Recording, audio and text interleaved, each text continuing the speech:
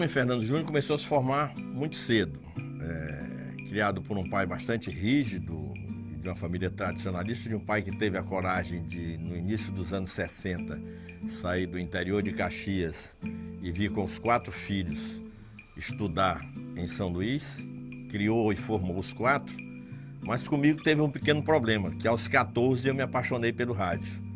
E começava a faltar aula para ir assistir os programas de rádio, para ter os primeiros contatos com rádio.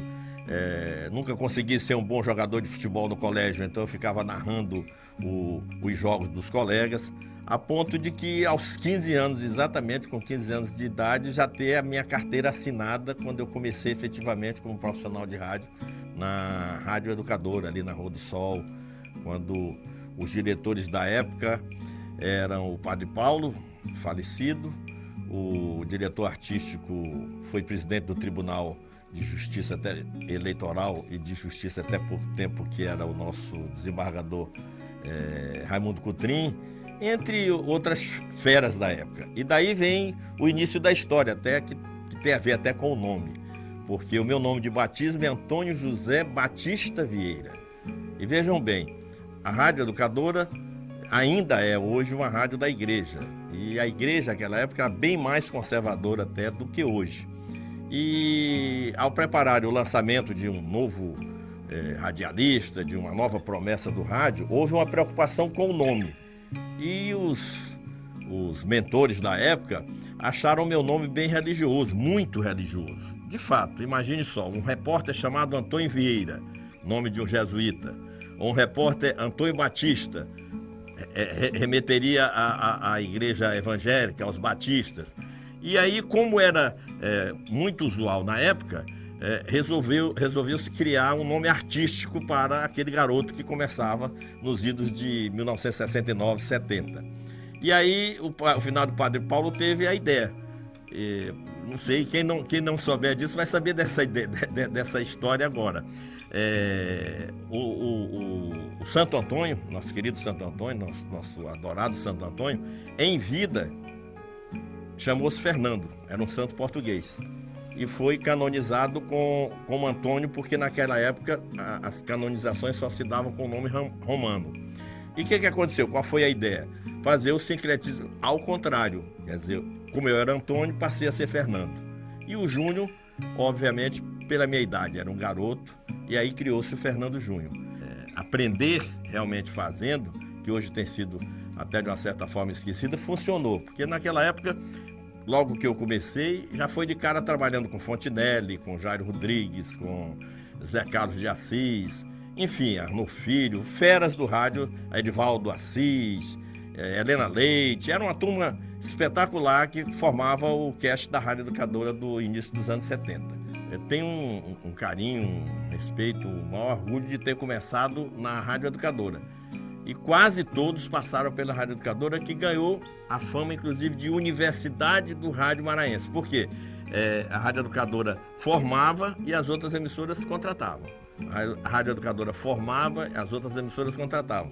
E exatamente o orçamento da Educadora sempre foi mais reduzido. Exatamente por isso ela foi considerada e é considerada ainda com esse slogan de Universidade do Rádio Maranhense. Na Rádio Educadora, da parte de direção, Giel Carvalho, Aloísio, Arnulfo Filho, Helena Leite, Edivaldo Assis, Serra Neto, nomes fantásticos. Itaporã eu já vim conhecer na Rádio Timbira, por isso que eu quero ir por emissora.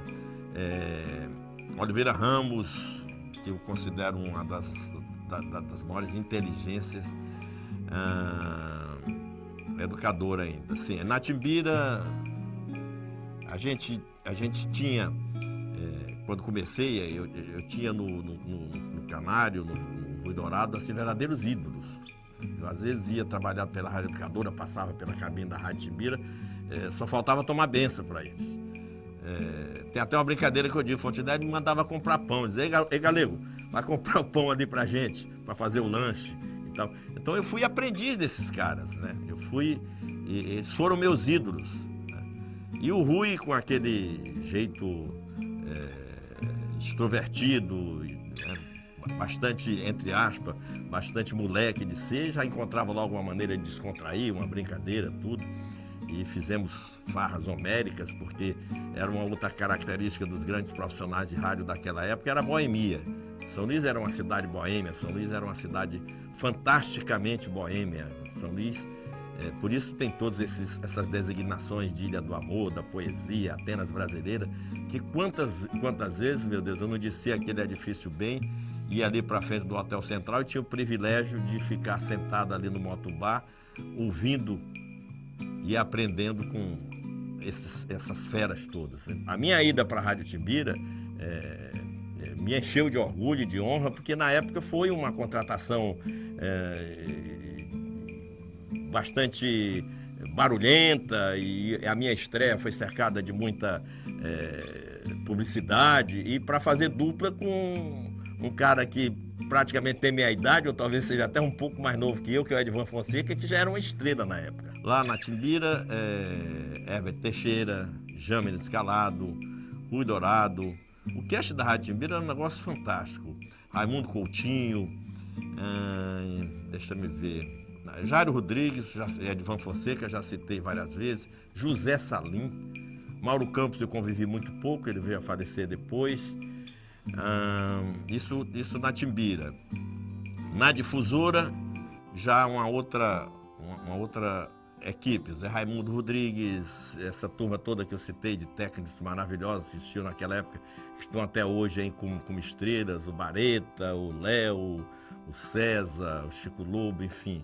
Eu adoro quando às vezes saio hoje já na minha atividade empresarial e que encontro essa galera e que eles fazem festa e que me reconhecem, e acho que esses caminhos só me deram amizade. Hoje você conecta com o telefone celular, maior facilidade de comunicação, né?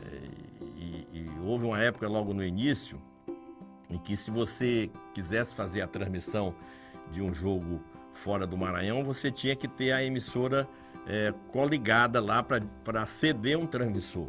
Um exemplo, para você transmitir um jogo do Sampaio Corrêa com o River de Teresina, ou com o Flamengo de Teresina, ou ir a Fortaleza transmitir um jogo Sampaio e Fortaleza, antes da Embratel, que só veio depois dos meados aí dos anos 70, separava-se as ondas e aquela emissora cedia a onda para que você fizesse a transmissão através daquelas ondas curtas. E aqui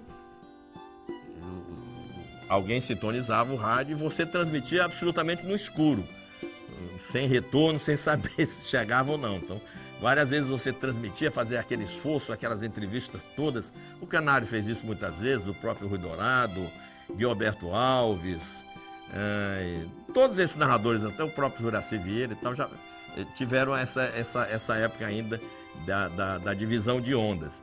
E você só sabia que a transmissão efetivamente tinha chegado e que tinha sido legal no dia seguinte através do telegrama. Chegou tudo. Então você recebeu o telegrama, mas não chegou nada, né? Só soubemos do resultado do jogo, da hora, assim. E fizemos muito isso. E em outras oportunidades, quando você não tinha condição de fazer a transmissão, se chegou até a levar para Teresina equipamentos de SSB, eu acho, chamava na época, né? Que é o equipamento do rádio amador. E o nosso querido Eracias Bezerra, que era um dos gigantes da época, junto com o Elvas, com o Parafuso, muitas das vezes viajavam com a parte técnica, levando equipamento SSB, instalava-se uma antena lá no estádio Lindolfo Monteiro de 30 metros, para poder se conseguir contato com São Luís. Essas transmissões não, já eram feitas com retorno, porque você sabia de imediato que estava sendo captado aqui em São Luís. Hoje você tem locutor de rádio que faz um programa de 4, 5 horas de duração. Naquela época você já não tinha essa possibilidade, os espaços eram bem reduzidos. O locutor que conseguia um programa de 1h30 era superstar, né? A grande vantagem do rádio no início é que era o veículo mais forte, tinha a força que a televisão tinha hoje. Eu cheguei a ser recebido com faixas de boas-vindas em aeroportos de cidades como São Bento, Pinheiro, aquela época, que trabalhava na Rádio Educadora, que tinha uma penetração fantástica nesses municípios e nós íamos fazer cobertura. O Sampaio Corrêa ia jogar, por exemplo, em Pinheiro, em São Bento. E a cada esquina, todo mundo sabia quem era Fernando Júnior, quem era Arnolfo Filho, quem era Helena Leite, em função de que não existia televisão. Simplesmente nem existia televisão, existia apenas o rádio. Esse caminho que o rádio AM encontrou de disponibilizar espaço para a comunidade, para debate, para a discussão dos grandes temas, foi um caminho acertado e que mostra, e as pesquisas estão mostrando ao longo dos anos, tem crescido a importância e principalmente a credibilidade do rádio AM no Brasil como um todo. A ponto de termos hoje rede de emissoras como a CBN, a Globo, que dispõe de helicóptero, dispõe de estrutura imediata. Então a força e a importância do rádio se adequou aos tempos de internet. Já são quase 60 anos de vida plena, né? E ter filhos maravilhosos, e ter vivido momentos fantásticos, e ter tantos amigos a relacionar, tantas pessoas com quem convivemos, aprendemos, enfim. Principalmente a Deus, por ser o grande criador e o grande mentor de tudo isso, esse agradecimento. E alinhado a isso, depois de Deus, a todas essas pessoas com quem eu convivi, de alguma forma fui ajudado ou de alguma forma pude ajudar ao longo desses anos todos.